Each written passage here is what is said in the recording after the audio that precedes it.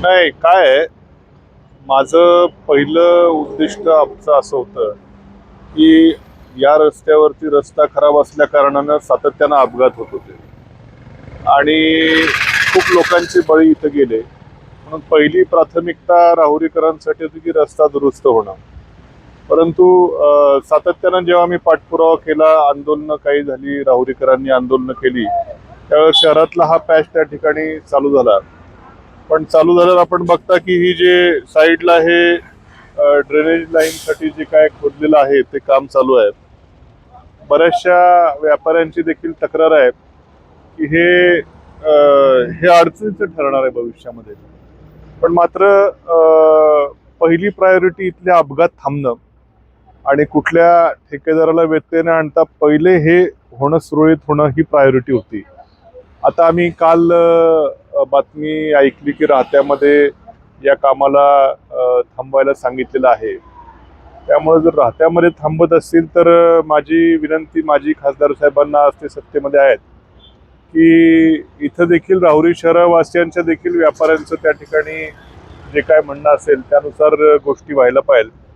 हे आधी आपली प्राथमिकता होती की इथली वाहतूक सुरळीत होणं.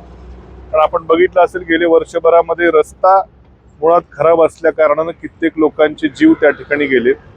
ट्रॅफिक सातत्यानं जाम व्हायची, शहरामध्ये देखील बाजारपेठेमध्ये जाम व्हायची. म्हणून पहिली प्रायोरिटी होती की रस्ता सुरळीत होणे.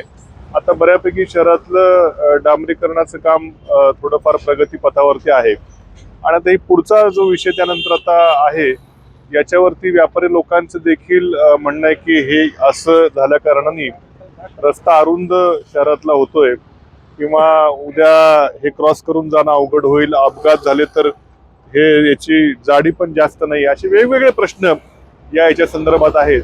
आणि म्हणून व्यवस्थित चर्चा केल्याशिवाय हे काम देखील पुढचं करू नये. आता मी ठेकेदारांशी देखील बोललो, त्यांनी देखील आता एवढा आहे एवढा हे भरल्यानंतर पुढचं काय आम्ही करणार नाही आणि चर्चा झाल्यावरतीच पुढे जाऊ असं ठेकेदारांशी देखील आता नुकतंच माझं फोनवरती बोलणं आलंय. पण आज केंद्रातल्या सत्ताधारी मंडळींना देखील माझी विनंती त्या ठिकाणी असणार आहे की शहरातला देखील रस्ता त्या ठिकाणी व्यवस्थित रुंद असावा.